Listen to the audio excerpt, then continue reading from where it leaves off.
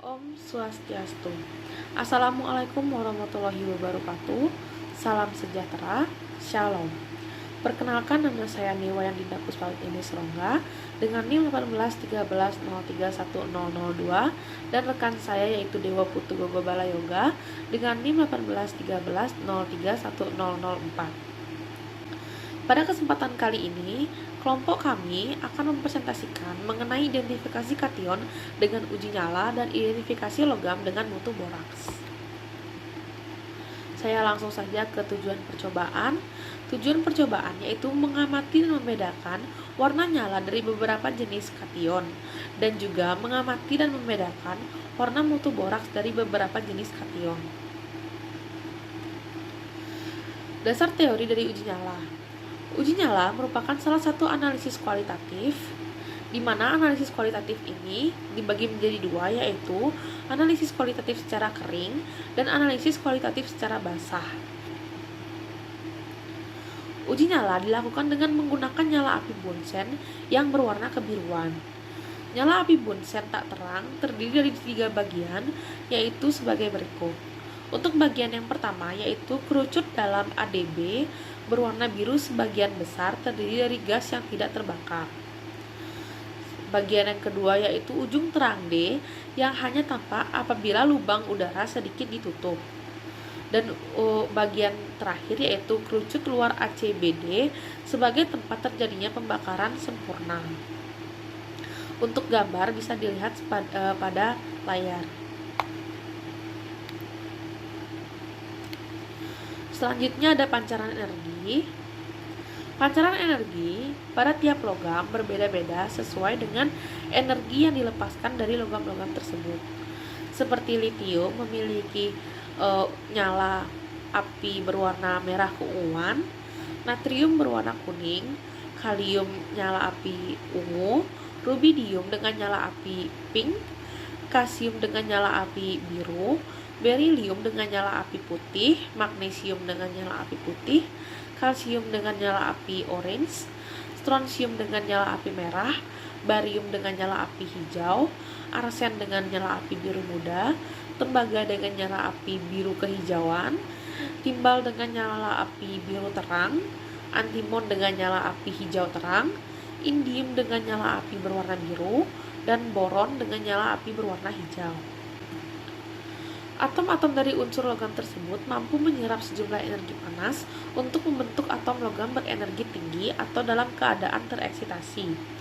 Pada keadaan berenergi tinggi, atom logam tersebut sifatnya tidak stabil, sehingga mudah kembali ke keadaan semula atau berenergi rendah dengan cara memancarkan energi yang diserapnya dalam berbentuk cahaya.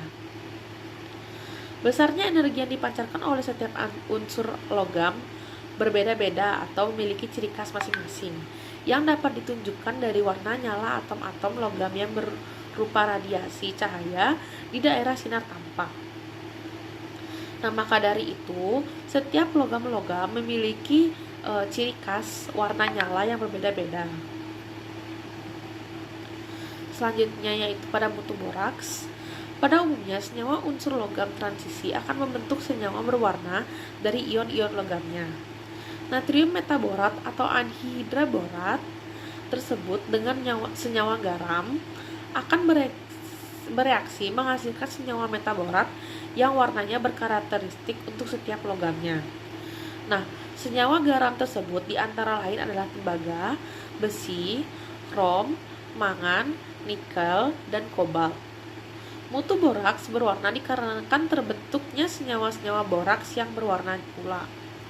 Berbeda warna dari mutu terjadi dalam nyala api oksidasi dan reduksi, di mana senyawa boraks mengikuti logam dalam tiap-tiap tahap oksidasi. Selanjutnya yaitu ada alat-alat yang digunakan pada percobaan kali ini. Yang pertama pada percobaan uji nyala. Nama alatnya yaitu ada lampu Bunsen spiritus dengan jumlah 1 buah, kawat platina nikrom dengan jumlah 1 buah, gelas kimia dengan spesifikasi 250 ml dengan jumlah 1 buah, kaca arloji dengan jumlah 1 buah, pipet tetes dengan jumlah 1 buah. Selanjutnya, alat-alat yang diperlukan pada uji mutu boraks. Yang pertama yaitu ada bunsen spiritus dengan jumlah 1 buah, kawat platina nikrom dengan jumlah 1 buah, kaca arloji dengan jumlah 5 buah, pipet tetes dengan jumlah 1 buah, gelas kimia dengan spesifikasi 100 ml dengan jumlah 1 buah. Selanjutnya ada bahan-bahan yang diperlukan pada percobaan kali ini.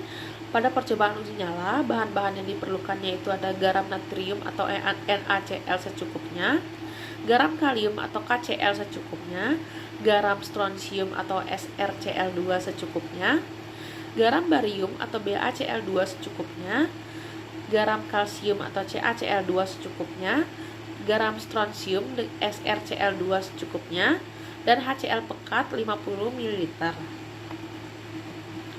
Selanjutnya adalah bahan-bahan uji mutu boraks.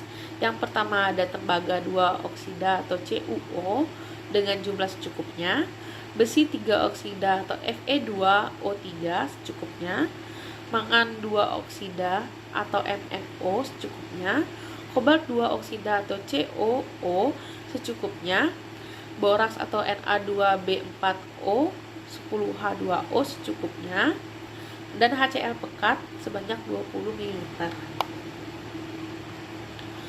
Prosedur kerja untuk uji nyala yaitu yang pertama, nyalakan lampu bunsen spiritus.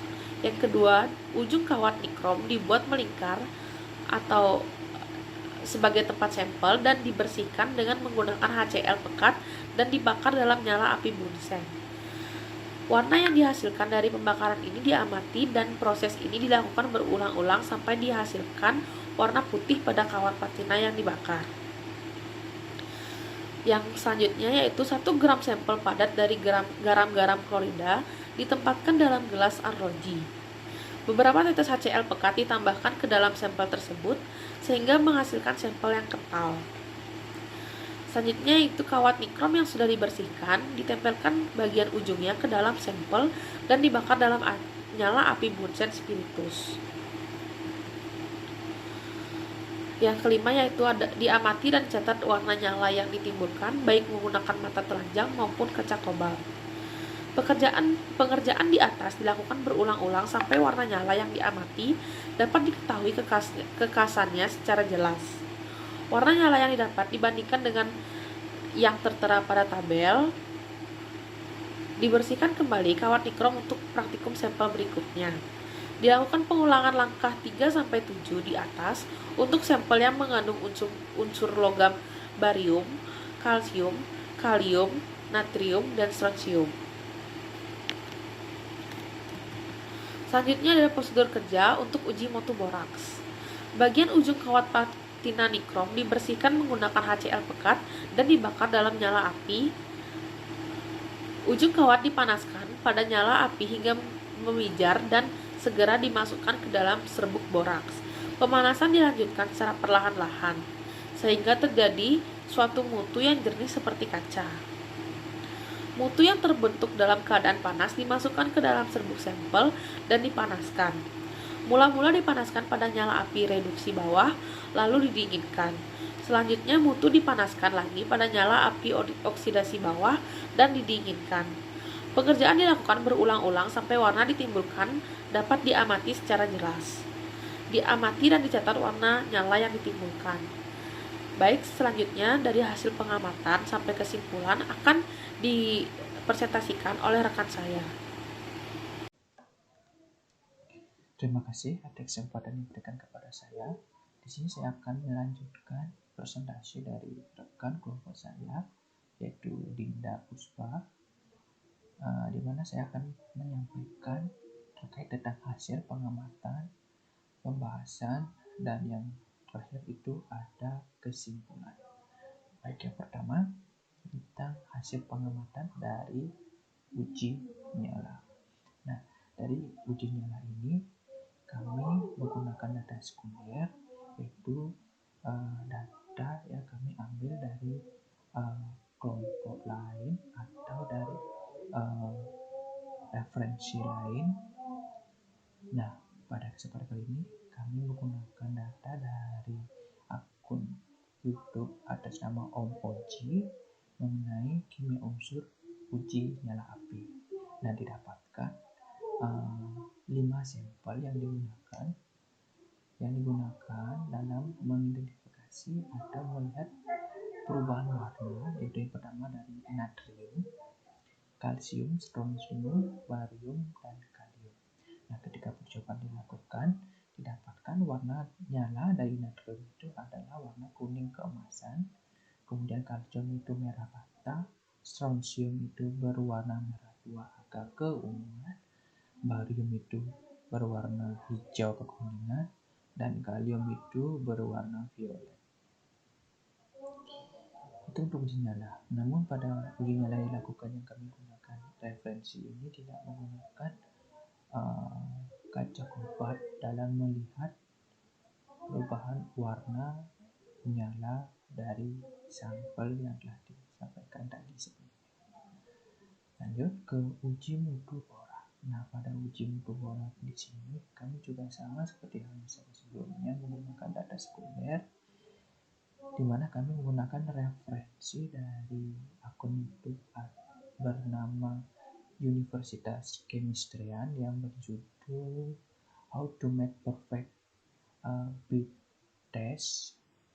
Maka didapatkan pengamatannya seperti ini, di mana tembaga didapatkan warna opaque red atau merah buram, kemudian besi yellowish green atau hijau kekuningan, kemudian mangan ini amethyst violet ini warna ungu kecubung, kemudian kobalt ada berwarna sapphire blue atau warna biru sapphire, kemudian chromium itu emerald green warna hijau, nikel itu berwarna reddish brown atau coklat kemerahan.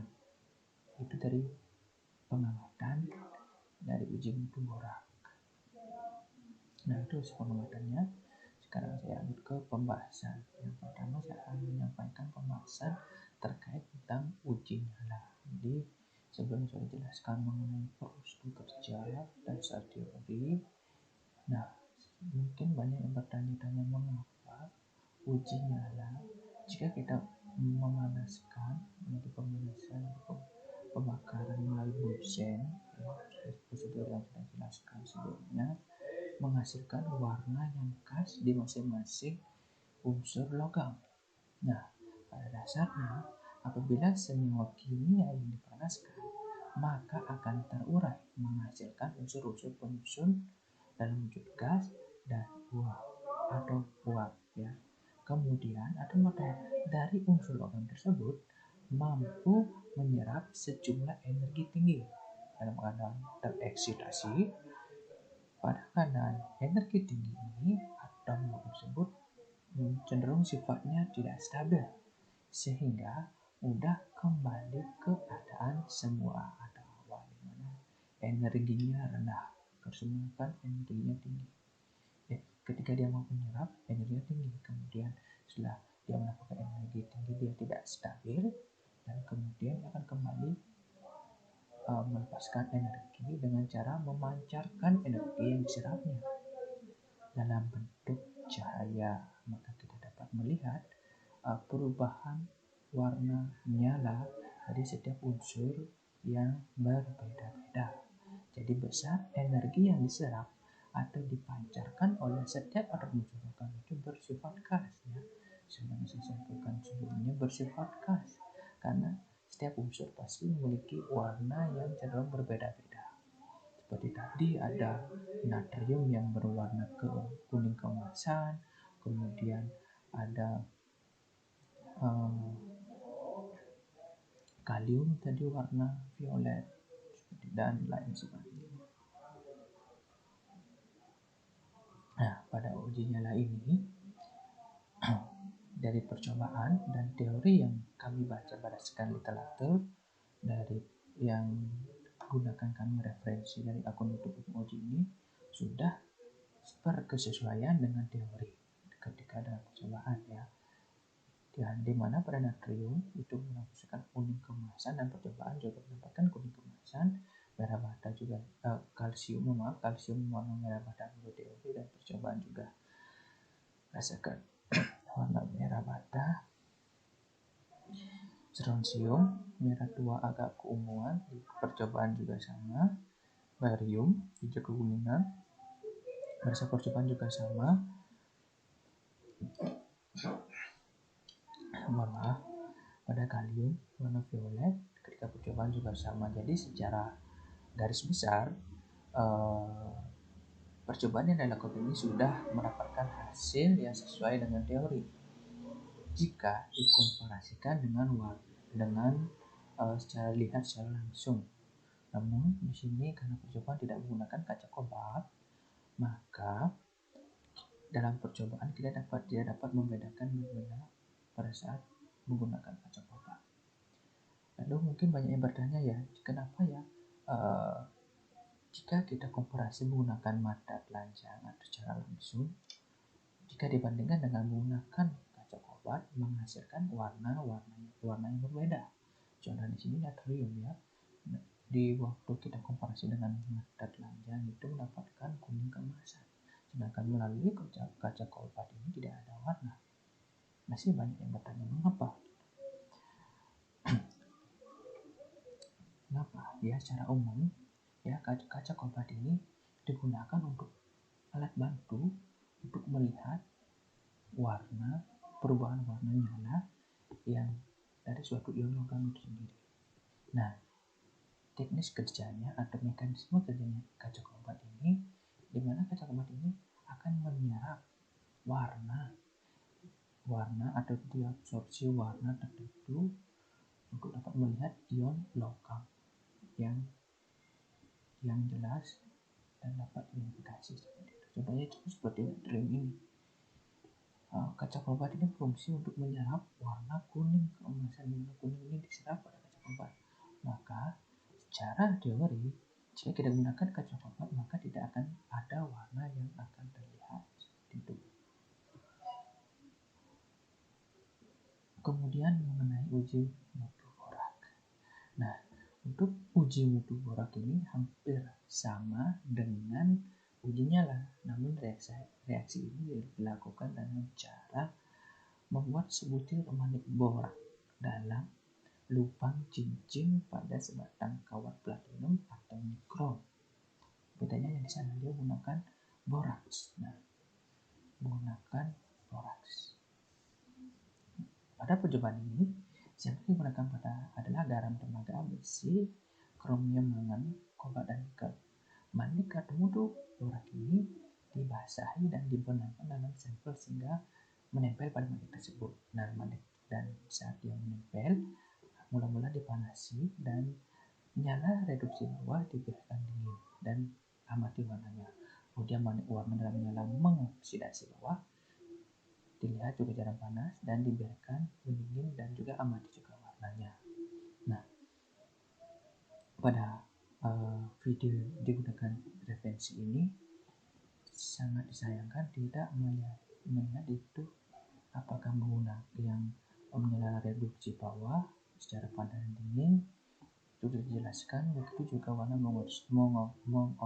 mengoksidasi bawah secara panas dan dingin juga tidak dijelaskan. Namun dari video tersebut dijelaskan sesudah dia melakukan pemanasan, kemudian sampai benar-benar panas, kemudian dipindahkan dan dilihat warna yang dihasilkan.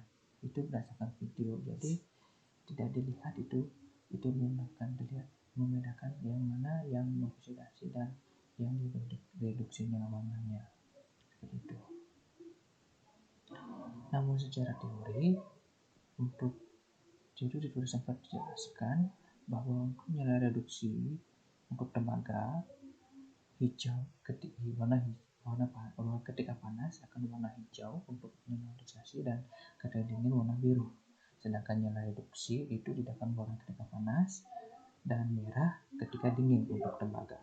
Sedangkan untuk besi itu coklat kekuningan pada saat panas dan kuning ketika dingin. Sedangkan pada nyala reduksi hijau itu akan ketika panas dan juga hijau ketika dingin untuk besi. Sedangkan untuk kromium kuning akan ketika panas dan hijau ketika dingin. Sedangkan pada nyala reduksi, hijau ketika panas dan juga dinginnya akan hijau. Sedangkan pada nyala reduksi pada mangan akan berwarna lembayung atau kecubung dan juga dingin juga sama. Sedangkan nyala reduksi tidak akan berwarna saat panas dan dingin untuk mangan. Sedangkan untuk kobalt ketika nyala reduksi akan berwarna biru ketika panas maupun dingin. Sedangkan nyala reduksinya juga sama, akan berwarna biru ketika panas dan dingin. Dan yang terakhir ada nikel ketika nyala reduksi akan berwarna coklat kemerahan ketika panas. Sedangkan pada nyala reduksi akan berwarna abu-abu atau hitam dan tak tembus cahaya ketika dingin. Coba sekarang dingin. Namun di sini kami tidak dapat melihat bagaimana perubahan warna berdasarkan video yang kami gunakan sebagai laporan tersebut. Ya, mungkin banyak bertanya-tanya kenapa terjadi berwarna berbeda-beda setiap menyala reduksi dan menyala reduksi. Pada dasarnya manik borats berwarna karena terbentuknya borat berwarna. Dalam ini manik berlainan warna dalam menyala reduksi dan mengoksidasi. Dia akan dihasilkan borat dengan derajat oksidasi logam yang berbeda-beda. Jika pada tembaga, di mana dalam menyala reduksi ada dua reaksi yang akan terjadi, yaitu sebagai berikut, yaitu garam tembaga 2 yang berwarna direduksi menjadi tembaga 1 metaborat dengan reaksi sebagai berikut. Sedangkan kemudian tembaga 2 borat direduksi menjadi tembaga logam hingga nampak berwarna merah dan tak tembus cahaya, dan reaksi sebagai tadi disampaikan. Begitu juga ketika warna besi atau Fe. Pada garam ini menghasilkan warna coklat kekuningan ketika panas, berwarna kuning dan ketika dingin. Nyala oksidasinya akan warna hijau muda dalam nyala reduksi serta mandik dan berwarna kecoklat kemerahan dalam nyala oksidasi. Pada mangan dihasilkan nyala oksidasi oleh garam-garam mangan dalam jumlah sedikit akan berwarna lembayung sewaktu panas dan merah kecubung ketika dingin. Jadi jumlah mangan lebih banyak akan memberikan warna hampir coklat. Maaf ini sedikit kesalahan dalam penulisan. Kemudian pada kobalt akan menghasilkan warna biru, baik itu menyala oksidim maupun reduksi akan terbentuk kobalt metaborat COBO2 atau garam kompleks NaCO2O4. Kemudian ada nikel atau Ni. Pada garam nikel menghasilkan warna coklat dalam menyala oksidasi karena membentuk nikel metaborat atau NiBO2 atau kompleks metaborat Na2NiBO24 akan berwarna abu-abu dalam menyala reduksi. Kemudian ada kromium. Pada garam ini akan menghasilkan warna hijau baik itu reduksi maupun oksidasi, tetapi tidak menunjukkan warna yang terlalu khas. Nah, berdasarkan percobaan yang dilakukan dan dari pengamatan yang disampaikan tadi, maka dapat disimpulkan dari uji nyala, warna nyala dari garam dengan kation seperti natrium, kalsium, strontium, barium, dan kalium diperoleh warna nyala pada natrium yaitu warna kuning keemasan, kalsium merah bata, strontium itu merah tua yang agak keunguan, dan barium itu warna hijau kekuningan, dan kalium itu akan berwarna violet. Dari hasil yang berdasarkan percobaan ini sudah berdasarkan pengamatan dan sesuai dengan secara teoritis, sudah berdasarkan literatur yang kami baca. Nah, pada mutu borak sudah kami dalam bentuk tabel, di mana pada mutu borak berdasarkan video didapatkan warna violet, yellowish green, almond violet, sapphire blue, emerald green, reddish brown karena sampel logam yang telah digunakan. Sedangkan warna pada saat panas ini berdasarkan teoritis, berdasarkan teori, namun tidak dilihat pada video. Namun di sini kami akan cantumkan agar lebih jelas penyampaiannya, di mana pada saat panas temaga warna hijau dan pada dingin itu biru, itu secara nyala reduksi, sedangkan oksidasi. Kalau reduksi itu tidak akan berwarna ketika panas dan merah pada saat dingin. Sedangkan besi pada video jelaskan secara yellowish green atau hijau kekuningan. Sedangkan pada teoritis pada besi uji nyala oksidasi itu akan berwarna coklat kekuningan, sedangkan pada dingin akan berwarna kuning. Ini berdasarkan nyala oksidasi. Kalau nyala reduksi itu akan berwarna hijau panas maupun dingin. Sedangkan mangan pada video akan mendapatkan video amnesty violet atau ungu kecubung untuk nyala reduksinya akan menghasilkan warna tidak akan berwarna untuk mangan panas maupun dingin. Sedangkan pada saat nyala oksidasi itu akan berwarna lembayung atau violet atau ungu panas maupun dingin. Kemudian ada kobalt pada video akan mendapatkan warna cyan blue untuk nyala reduksinya. Oksidasinya akan berwarna biru panas maupun dingin. Kalau nyala reduksi ini akan berwarna biru juga ketika panas dan dingin. Sedangkan kromium pada video akan mendapat warna hijau emerald green untuk nyala kromiumnya ini pada nyala oksidasi akan berwarna kuning tua pada panas dan dingin warna hijau. Sedangkan warna nyala reduksinya ini akan warna hijau panas maupun dingin. Kemudian terakhir ada nikel pada video akan mendapatkan warna cepat kemerahan.